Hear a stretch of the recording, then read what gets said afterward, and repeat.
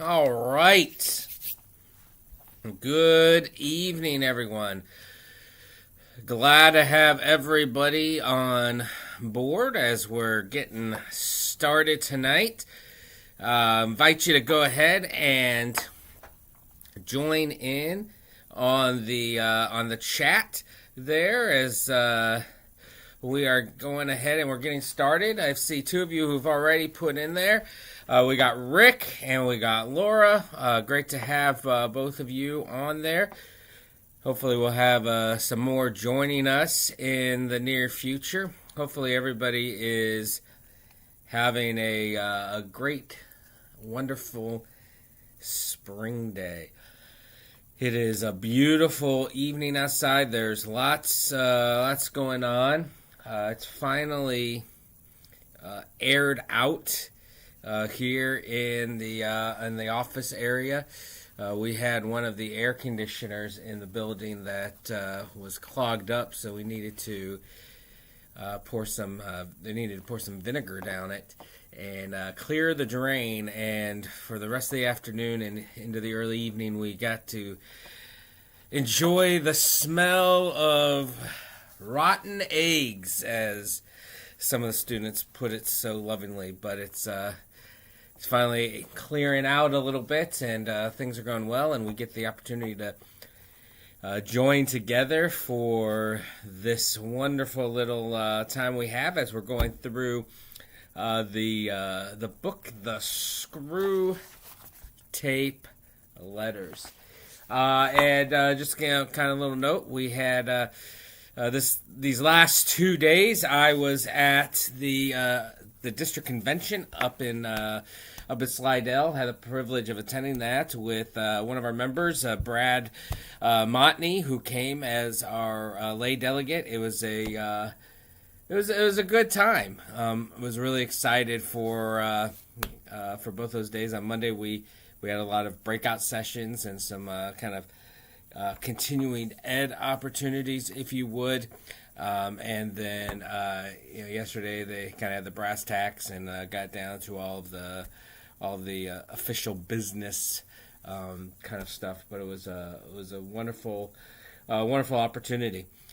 So looks like we got a couple others that are just starting to join us. Again, feel free. Go ahead, put your name into the comments section. Let us know who's joining us this evening. And as we go along, feel free to throw in some questions, comments, reactions, whatever it is that you have. And Laura, just throw it in there whenever, real time or not. But we're glad to have you guys all here with us. And Rick, hopefully Judy's there watching along with you and let her know that we are thinking of her and praying for her, that her healing continues. All right, let's go ahead and get into our study. So for the first time today, we are doing 3 chapters. 3 chapters. We're doing chapters 13, 14, and 15. And just a reminder that feel free, whether it's during the week or whether it's after everything is said and done, to kind of go back and look at some of these other chapters that we've been kind of skipping over. We're not going through every single one of them. There's too many for the time that we have available to us. There's over 30 chapters. It was 31 chapters, and so we're not going to necessarily have time to go through all of those. But we are getting into chapters 13, 14, and 15 today. And I love the way that chapter 13 starts out. Because he starts out, again, this is the copy that I'm using, or the edition. So when I say page numbers, it'll be coming out of this edition. If you have another edition, just be aware of that. So right there at the very beginning on page 63, the very first sentence of this chapter or this letter, if you will. It says, "It seems to me that you make a great many pages to tell a very simple story." As I read that, I couldn't help but actually think of myself, because I was in a course a number of years ago, and they said that there's two different kinds of individuals. Right? There are painters and there are pointers. And painters, they have to set up the entire thing. Right? It's not just enough to know, well, one day so-and-so did such and such, and they said this. It's, okay, well, it was on this day. It was about 3 weeks before Christmas. The weather was pristine, not a cloud in the sky. And they just kind of have to keep going into all of the details to essentially paint the picture, if you will, right? Whereas pointers are those kind of individuals that just get straight and directly to the point. And it seems that Screwtape is more of a pointer, so he kind of calls out his Wormwood for painting, for talking too much. But then he kind of gets interesting, because we get into this topic of just things, right? Things that we get to do and we get to experience in life. And so that's what I'll open up with that question. What are some of your favorite things to do in life? Your favorite things, and let's be a little more specific on that.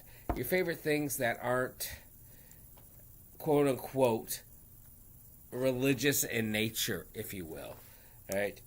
Such as going to church, saying your prayers, reading scripture, those kinds of things. What are maybe some of the favorite things that you enjoy doing in your everyday life? And I'm going to kind of take, travel. Yeah, travel is that's a good one. You get to kind of go around, see different places, experience maybe different foods, and then become thankful that you live here where we got all the good ones. Anybody else at travel? And Rick, where's your favorite place to travel? Or is there anywhere specific, or is it just kind of just getting away from home for a while? That's kind of that's definitely a good one. And then anybody else, feel free to kind of throw your responses out there. Some of things, like I like to be able to just kind of relax and watch sports. That's a good one. Yeah, Laura, awesome. Observing children and animals gives me joy. Yeah, there's something sweet about that, right? To be able to see the children and hear the laughter and all that, and then that's for me, that's one of the best things about being here at Atonement. Is doesn't matter what kind of a day you're having. You could be having the worst day, and then you can kind of go outside at recess, and especially the younger grades. Once they get older, especially the junior hires, they're too cool for Pastor Tim to talk, and they're just like, okay, whatever, we're just gonna walk around and we're gonna talk, and that's our recess, just walking around the parking lot. But the younger grades, they love and hear them playing as they're running and playing tag, going up and down the jungle gyms and all that kind of stuff. And then the same thing with animals. Right, whether it's throwing the ball for your dog or watching animals in nature, just the beauty and the majesty that they can have.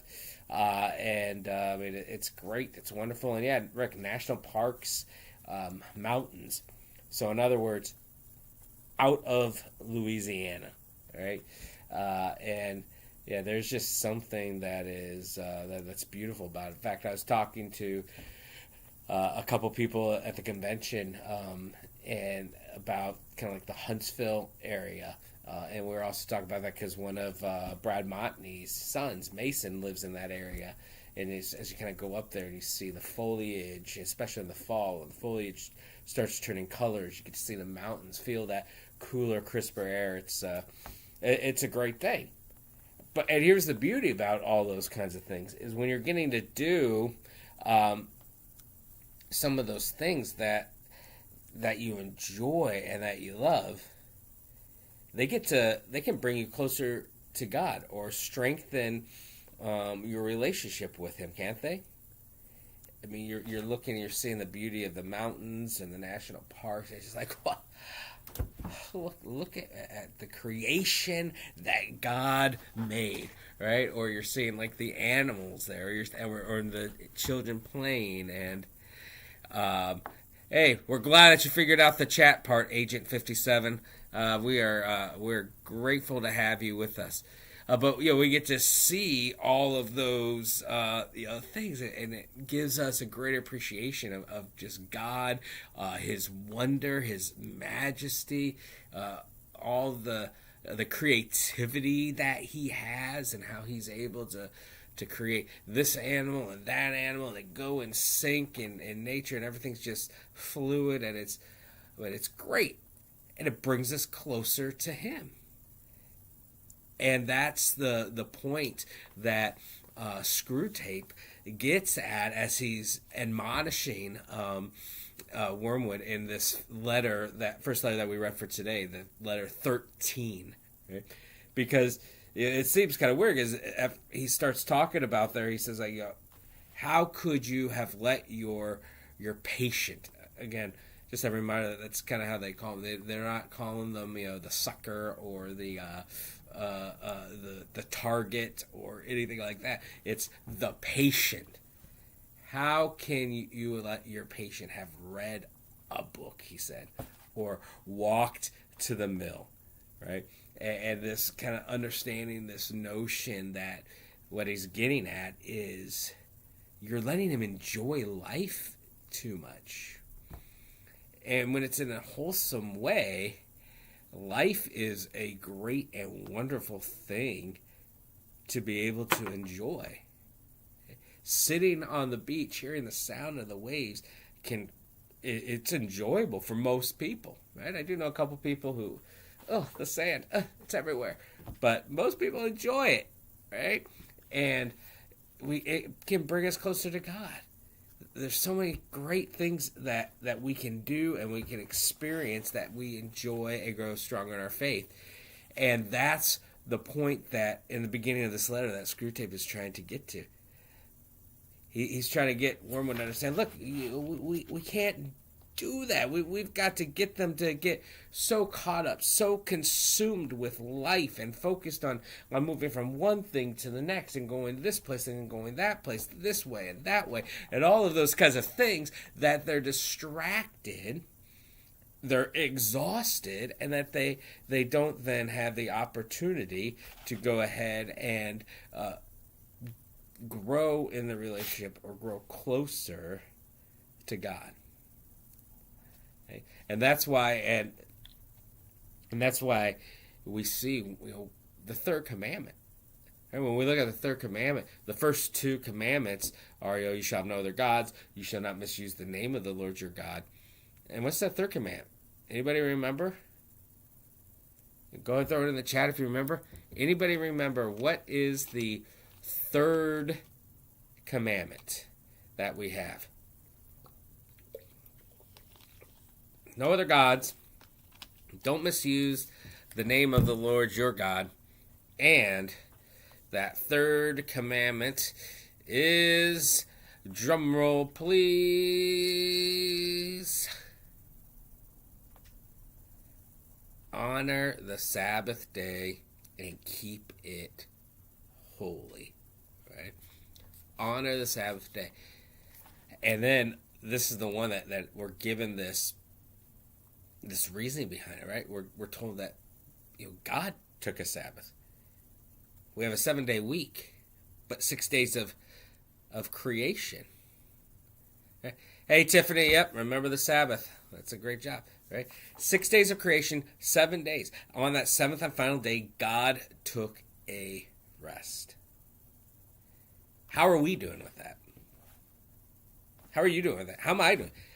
If I'm honest, I stink at it, right? I do. I completely stink at taking my Sabbath. Mondays are supposed to be my days off, and often I find myself on my own accord, right, coming in. There's always something to do, always something to catch up on. You know, and even just this week I got a little bit of an easier built-in excuse.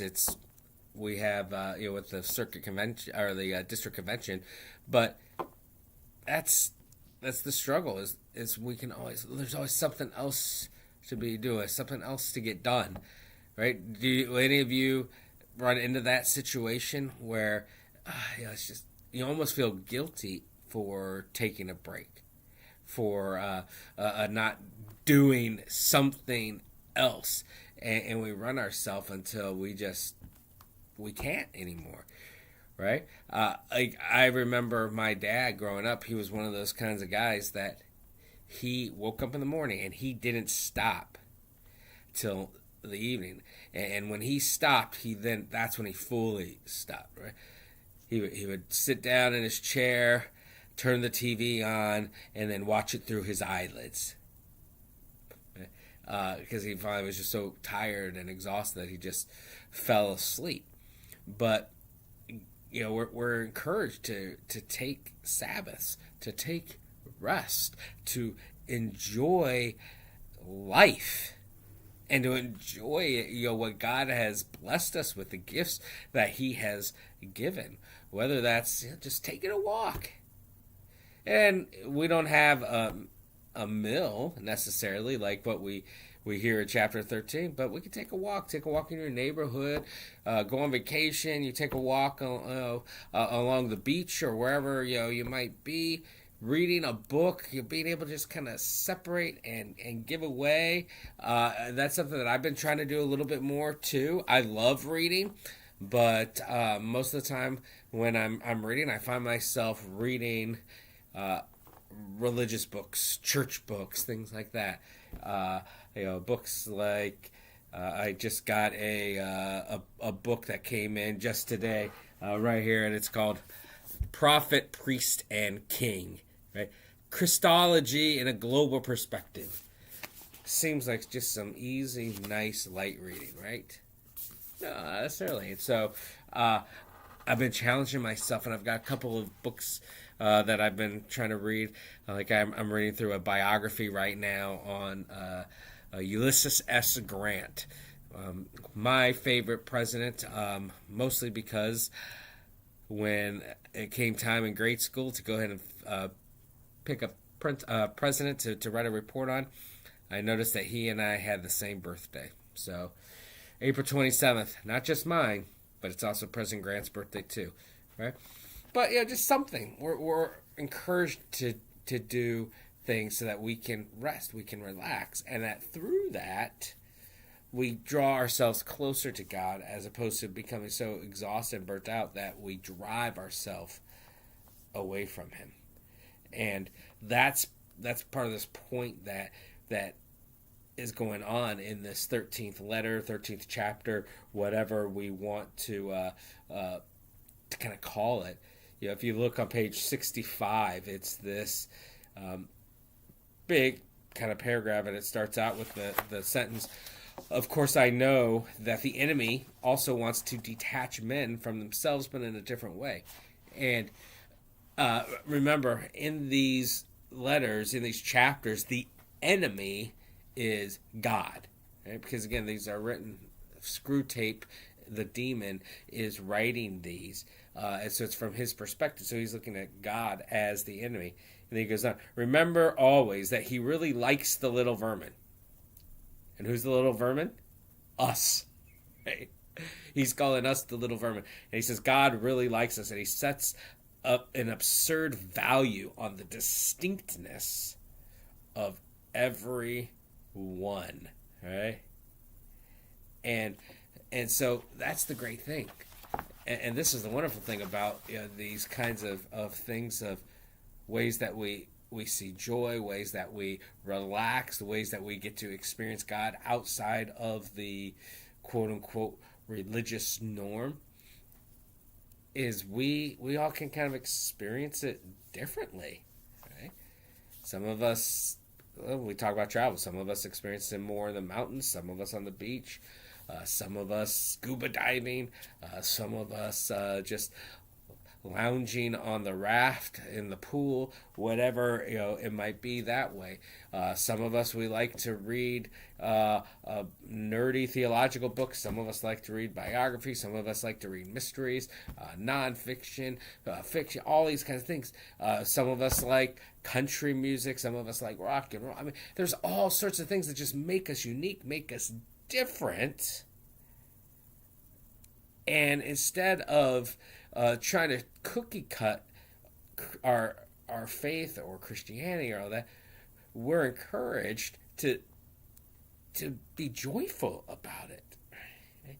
To be joyful and to experience and to relish in the joy that is our uniqueness.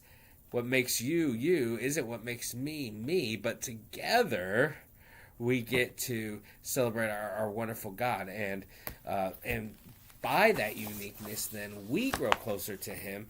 But we can also encourage and allow for others to grow close to Him as well. And he kind of finishes out this chapter as we go through. He says, as one of the humans has said, active habits are strengthened by repetition, but passive ones are weakened. The more often he feels without acting, the less he'll ever be able to act, and in the long run, the less he'll be able to feel. And so we're called to do these active ones and to be intent on what we do, so that we can grow closer in our relationship with Him, and kind of do it again and again and again, right? And that the more often that we kind of stop acting, stop engaging, stop doing these things, stop seeking God elsewhere. And let me be honest for a quick second too. When I put that stress of seeking God elsewhere, what I'm not implying is that, oh, well, then we don't have to go to church. Oh, well, then we don't have to go to Bible studies or Sunday school. Oh, well, then we don't have to read our Bibles or say our prayers or all those kind of things. That's not what I'm saying, right? Because those things are critical and vital to our faith. But we also can't just pigeonhole it and stop it. Well, that's the only way to experience God. Right?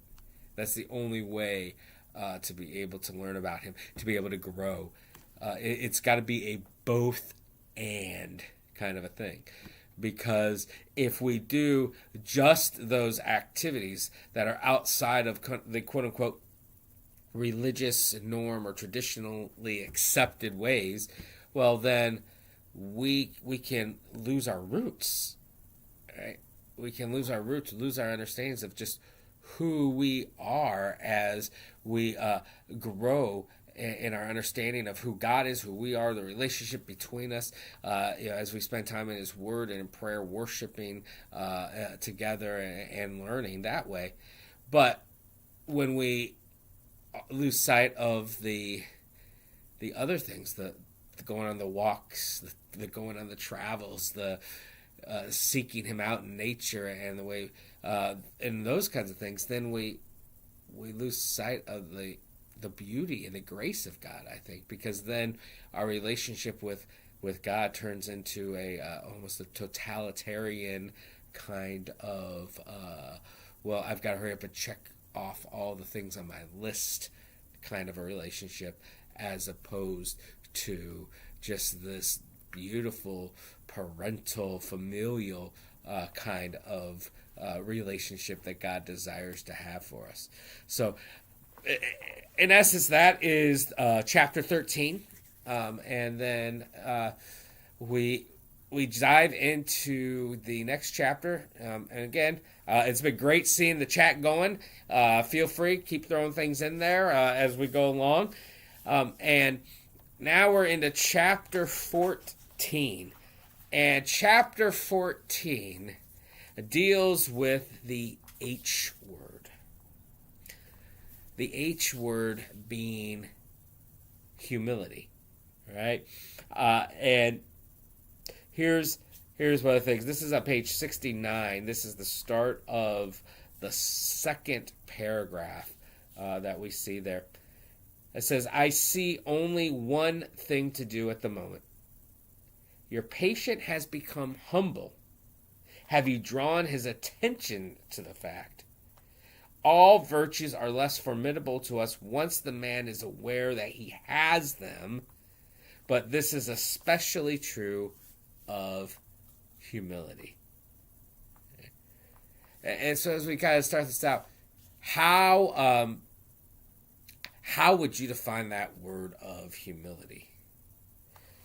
If somebody were to ask you to define humility, how would you define it? Or maybe even better, how or who would you define it with?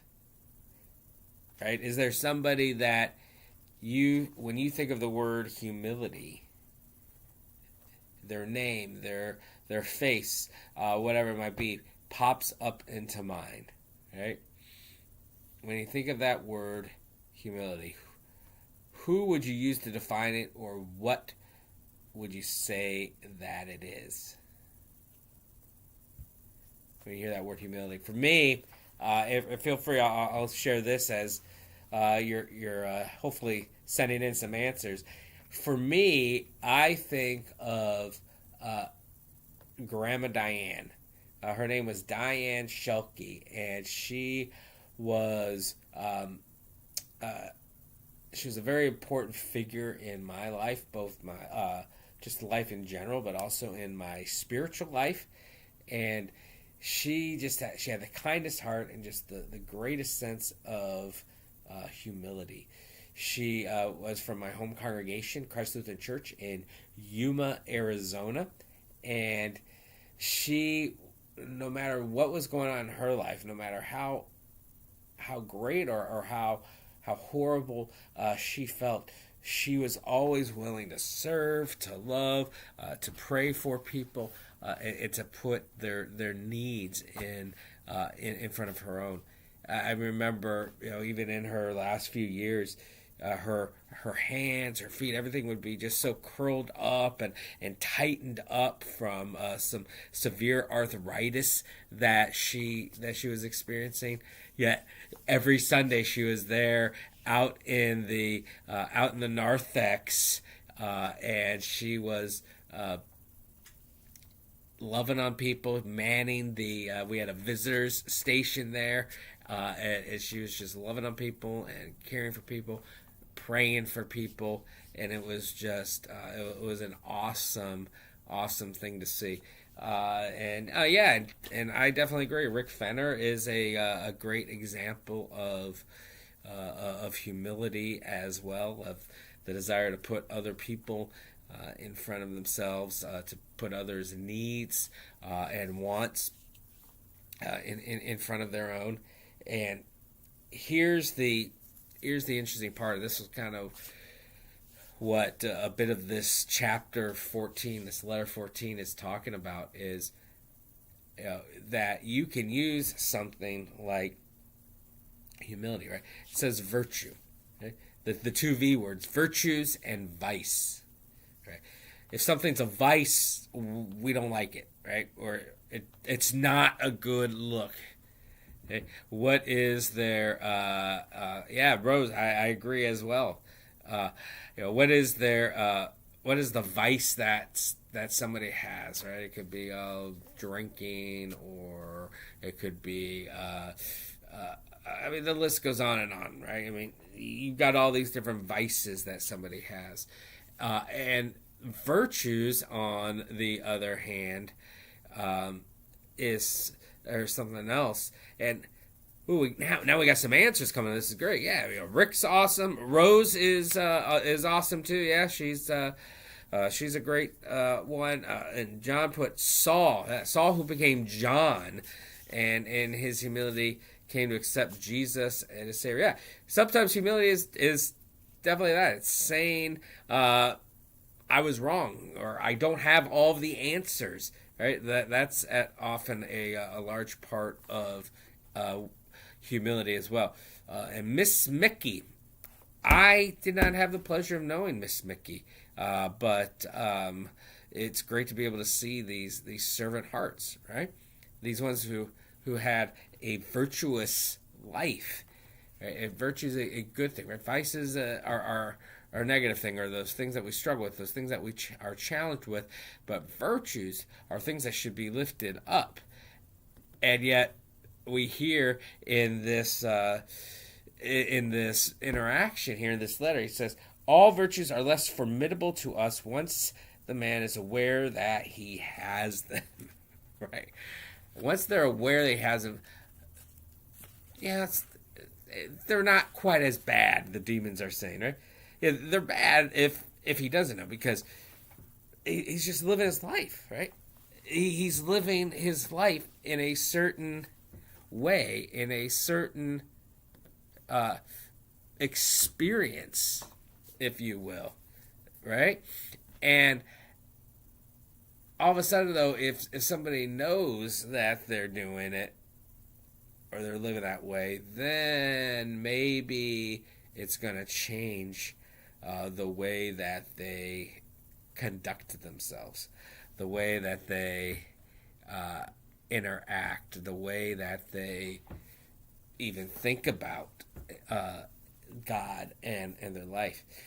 And as I was reading this chapter, I couldn't help but think about in the Gospels where we have this interaction. Well, not even an interaction, it's just an incident, right? Where there's two individuals that are praying in the temple, and one is a Pharisee, and he's looking around and he's praying and he's saying, God, just thank you for making me. This is a very paraphrased version, mind you, but just thank you for making me so awesome, so wonderful, and especially thank you for not making me like them, for not making me like all those sinners, for not making me especially like that tax collector that's there. Okay? I mean, this was a Pharisee, a religious leader. Right? This was one of those guys who he knew all the words to the prayers, he could read the scriptures, all these kinds of things, and yet he was struggling or lacking in that humility. He thought he was doing great, he thought he was doing wonderful, and yet all of a sudden he's using his virtues as a measuring stick, not as a way of growing closer or expressing his faith, but as a measuring stick, a measuring tool. And I don't know what a hairless biped is. And if I said that, I apologize. And I don't know if maybe there's a glitch in our connection there, Agent 57, but I'm not sure what that is either. But virtues can go ahead and they can lift us up, but then they can also, if used incorrectly or viewed incorrectly, can go ahead and be a challenge and an undoing. If you kind of turn the page, it's over to page 70. He brings in this mindset that some talents can be they can be looked at as being less valuable, if you will, right? He goes on, must therefore conceal, this is about halfway down that page, conceal from the patient the true end of humility. Let him think of it not as self-forgetfulness, but as a certain kind of opinion, namely a low opinion, of his own talents and characters. Some talents, I gather, he really has. Right? In other words, he's kind of saying, like, look, this is just a talent. This is a trick that he has that opportunity to get, in there and kind of go through. All right. On page 72, right, Laura says that the hairless biped is on page 72.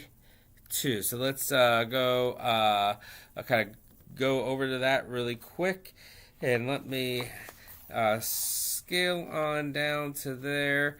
The hairless biped. Essentially, what that would be is hair. The biped is human, right? As we're kind of looking at that, I did just kind of glance up that really quick. The biped is, talking the two, that we walk on the 2 feet there, the 2 legs, biped, and hairless is just the fact that he's, because it says this, again, this is on page 72, so thank you for that, Laura. I wasn't thinking about it in that sense, so I kind of was thrown for a minute, age of 57. But it says, for we must never forget, this is the top of page 72, again in my edition, we must never forget that what is most repellent and inexplicable trait of our enemy, he really loves the hairless biped he has created, always gives back to them with his right hand what he's taken away from. We are hairless in the sense of, and you could maybe go down a rabbit hole talking about evolution. We're not going to do that. But compared to apes, right? We are the hairless bipeds. We don't look like an orangutan or a gorilla or chimpanzee or something like that.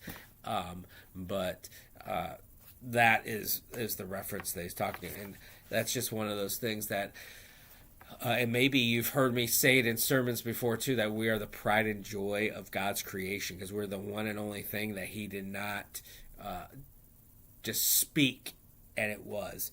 He took the time and created us, crafted us in his own image, and formed us out of the dust of the ground and all of that.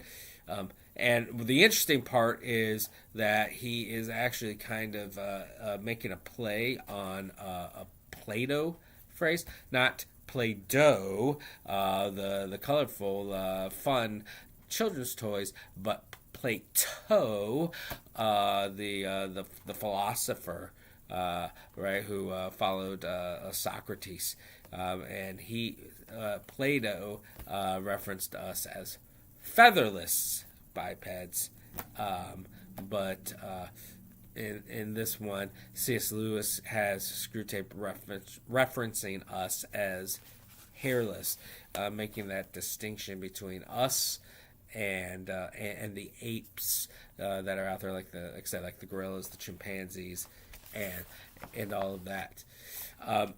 And at its heart, this is really what we're talking about in this chapter. It's about humility, understanding who we are, and then going forth with that. Right? Because we follow a humble God. We believe in a humble God. Paul writes in his letters about how we are to take this mindset amongst ourselves to be like Christ, who did not consider equality with God as something to be grasped, but humbled himself even to the point of death on a cross. Right? Humbled himself, taking on human flesh, and even going death on the cross to save and to redeem and to restore us to himself. Right?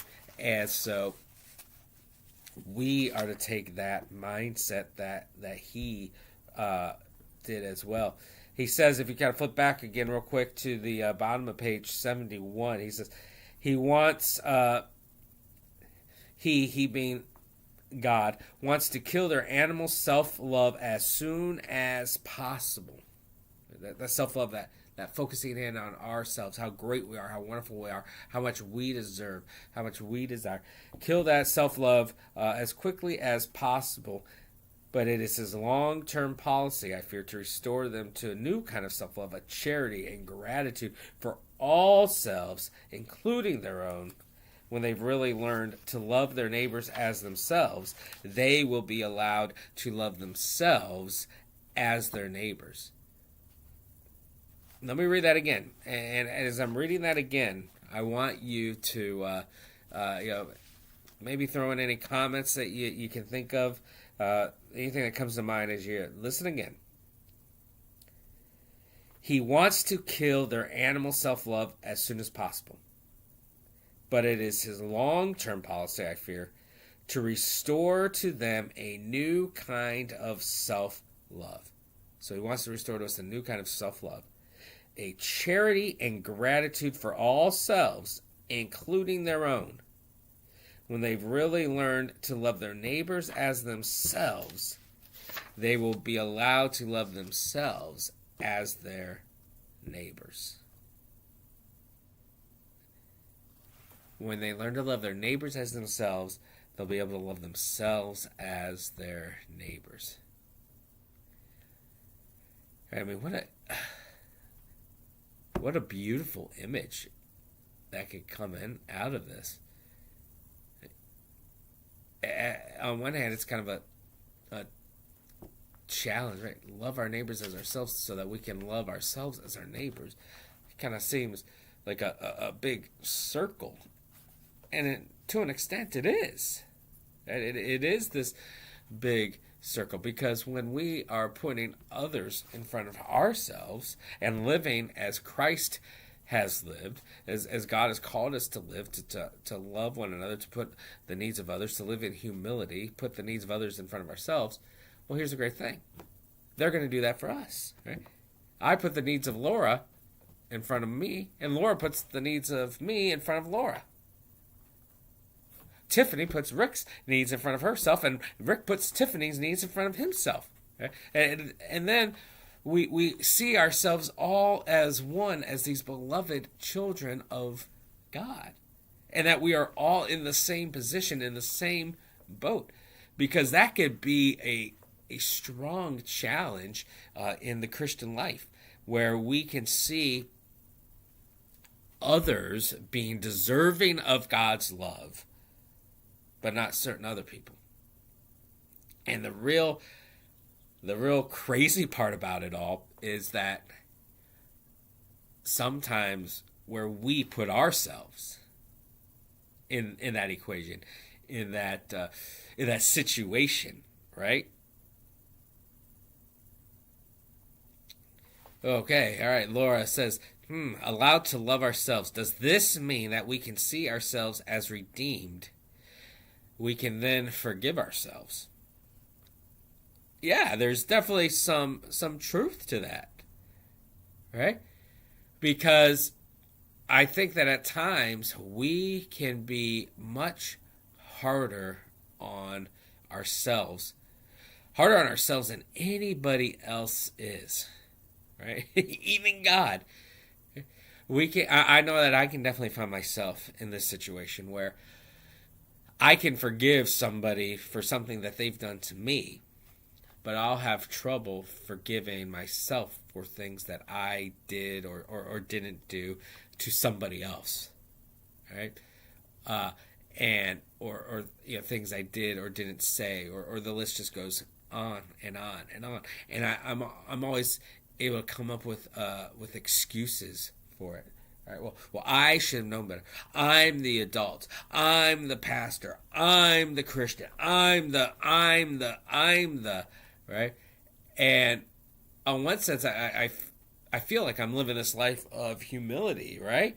But when I do things like that, I'm actually not being humble at all. I'm actually acting like I know more than the people who may have been hurt by me, been offended by me, inconvenienced by me, whatever it might be, or by God. Okay? Well, God could forgive Laura for doing this. God can forgive Rick for doing that. God can forgive this person. God can forgive that person. But God can't forgive me. Now I'm not being humble. Now I'm being arrogant, right? I am telling God what he can and he can't do. You see there? And the humility is out the window. Now it's the arrogance. Now it's the self-righteousness. Now it's the, whatever else you might want to throw in there that is being challenged and going through at that moment. And we're called in humility. Put the needs of others before ourselves. Love others.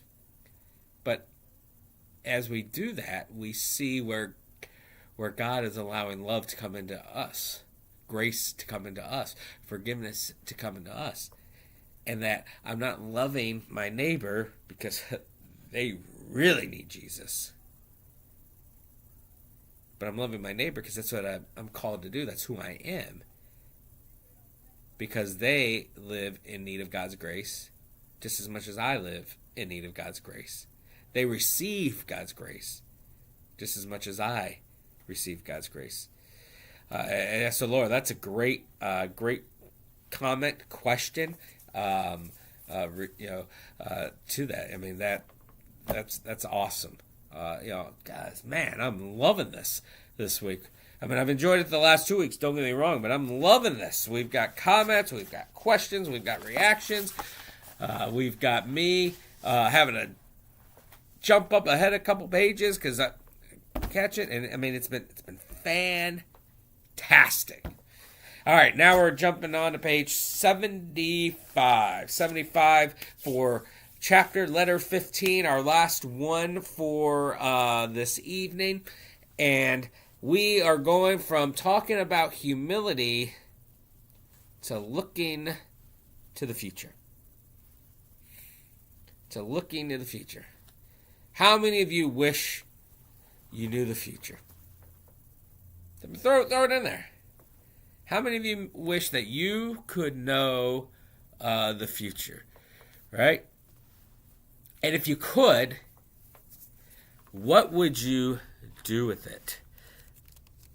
There was a show. This was a number of years ago, where it took place in Chicago, and there was a guy who he lived there, and he would always get the paper a day early. It was called, what was it called?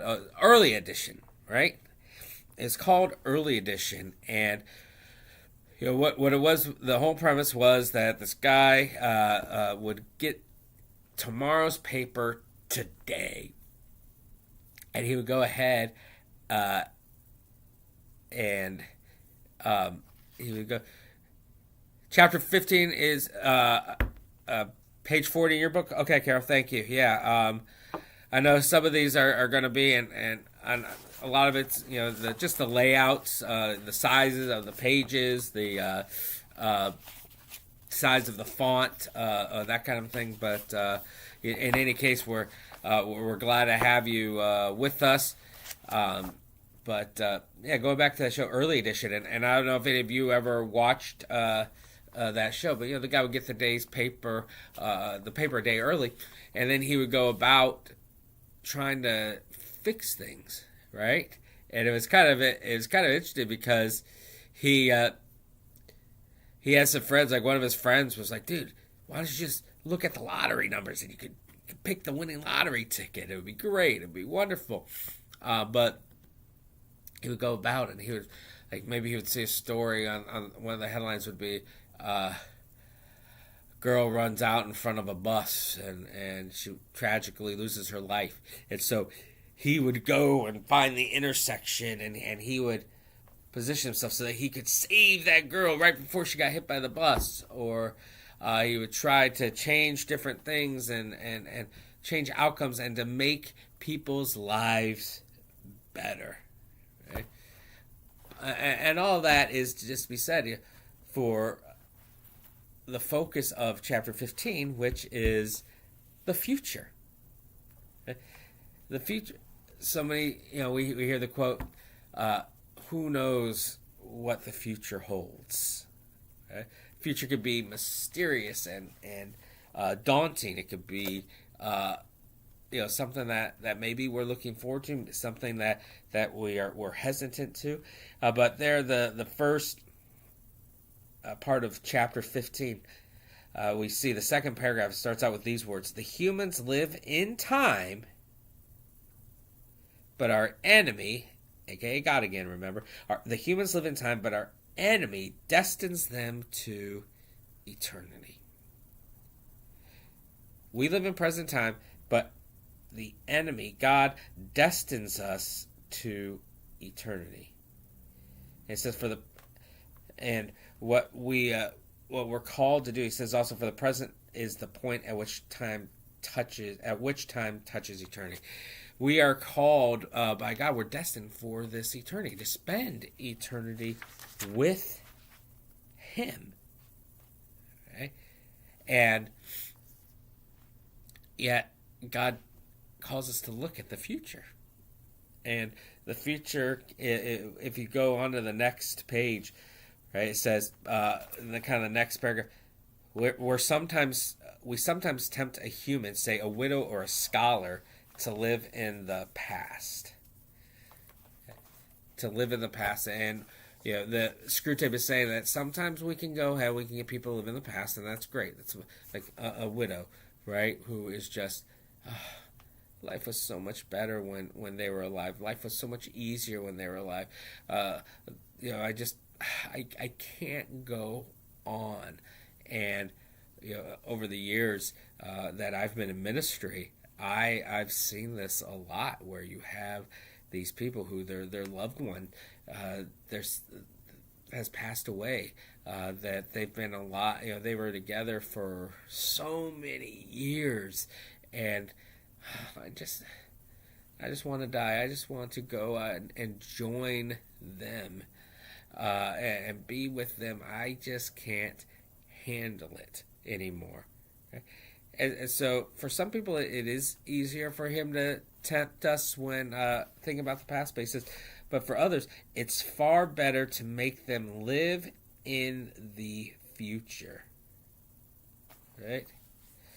To live in the future. Not quite to eternity, but to live in the future.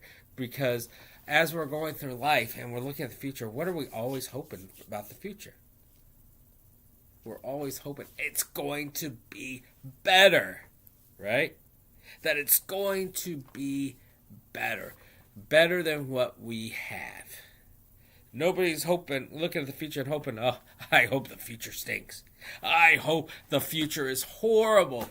I hope in the future I get sick. I hope in the future I lose all my money. And I hope in the future that there's a war. I hope in the future that everything just falls apart. None of us are wanting that. None of us are hoping or praying for that. We're always hoping and wanting to make sure that it's better, right? And in the middle of that paragraph, he says these words: in a word, the future is, of all things, the thing least like eternity. And that's a little confusing at first. The thing least like eternity. Future's the thing that's least like eternity. And really what he's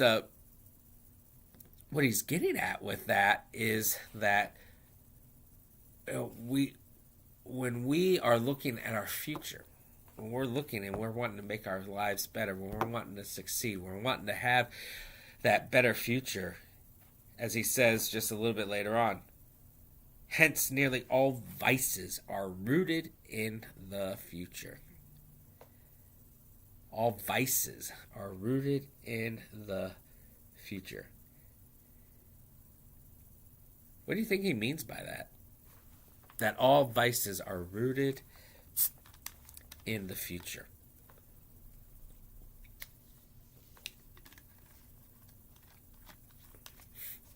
I love that, Laura. Can't handle the truth. It's true. Sometimes you can't. But what do you think that Screwtape or C.S. Lewis is referencing when he says nearly all vices are rooted in the future? I think that what part of that is, he says right in the very next sentence is gratitude looks to the past, love to the present, fear of avarice, lust and ambition look ahead. All these vices, all these challenges of okay, well, I want what I don't have. Oh, I want what they have. I want to do this. I'm willing to do that to get it. I want to experience this just once before I die. I want to have tasted this, experienced this, seen that, done this, whatever it is. I love it, Laura. Laura, no idea, right?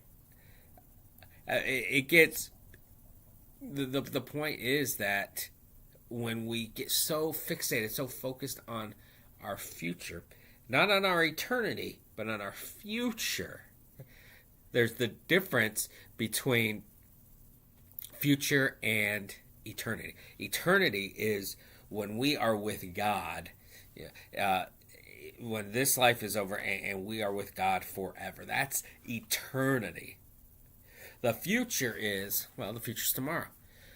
What's tomorrow going to bring? What's next month going to bring? Next year? What's 10 years from now going to bring? Whatever, so on and so forth. That's the future. And when we get so fixated and focused and on the future, then we can also be tempted to do whatever we can to manipulate it, to tweak it, to leverage it, to make sure that it's good, it's better, it's beneficial for us, for our family members, for our friends, for so on and so forth. And that's the challenge. That's the struggle that we can get into. We are encouraged to look to eternity, not necessarily to the future.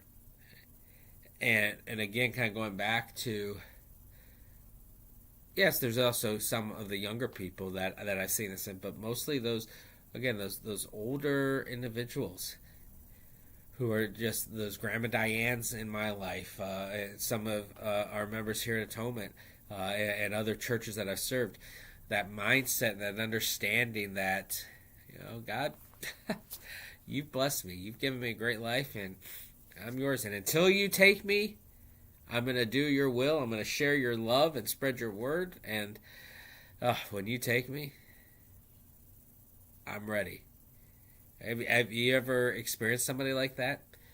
Where, and a lot of times I see this when people are getting, devastating news, when they're laying on their deathbeds, and everyone else around them is so distraught and upset and hurt and crying and mourning and just, this is horrible. I mean, just this. What are we gonna do? How are we gonna manage? Oh no, we can't imagine life without you. And it's usually that individual who's like, you know what? Come, Lord Jesus, come. Come, Lord Jesus, come. Right? I'm good. You've blessed me. I'm good. You can take me whenever you are ready. Right? That's what focusing on eternity is about. When we focus on the future, we can be led in various ways to twist, to manipulate it. We can be led into stress, anxiety, despair. We can be led into gloating and gleaming, and all those vices, right? That he talks about. The list just goes on and on and on. But when we focus on eternity, that changes the way that we live our life, the way that we conduct ourselves. Because when we focus on eternity, we're not focused on ourselves, but we're focused on God. We're not focused on us and what we do. We're focused on Jesus and what he has done for us, right? I like it if you, again, page 78 of my book. I'm not sure exactly where it might be on yours, but this is the second to last paragraph, the ending of the second to last paragraph. We want a whole race perpetually in pursuit of the rainbow's end, never honest, nor kind, nor happy now, but always using a mere fuel wherewith to heap the altar of the future every really gift which is offered them in the present. That's Screwtape saying it. That's what he's desiring. That's what the demons are desiring for us. That we're trying to search the end of the rainbow, trying to fixate on all that, whereas God wants us not on the future, not on the present, not on the past, right? But on eternity. That's where we look to the heavens, to God, and to our relationship with him. Thank you very much for joining this evening. Thank you very much. I loved having you guys going in on the comments and all that. That's been fantastic. Great insight, things that I didn't necessarily always catch. Thanks for again to Agent 57 for getting me to kind of have to go back and look at that and catch that again. So I had a blast. Next week, we're going to continue on. We have chapters 24 and chapter 26 next week. Chapter 24 and chapter 26. And so looking forward to having you guys with us next week. And God's blessings as this week wraps up. Hope to have you join us for worship this weekend. In person, we got our 5 o'clock Saturday, we got our 10 o'clock Sunday, and then you also are invited to go to one of the 3 showings this weekend of the musical, right? Matilda is playing this weekend here at Atonement. In fact, they're in the midst of one of their dress rehearsals going on right now. But Matilda, there are 3 shows this weekend: Friday at 7 p.m., Saturday at 7 p.m. So you can come to church and then go straight over to the musical. And then also Sunday at 3 p.m., a matinee. So come on out for all of that. God's blessings to you guys now and always. And let's end tonight with the benediction. The Lord bless you and keep you. The Lord make his face shine on you and be gracious to you. The Lord look upon your favor and give you his peace. Amen.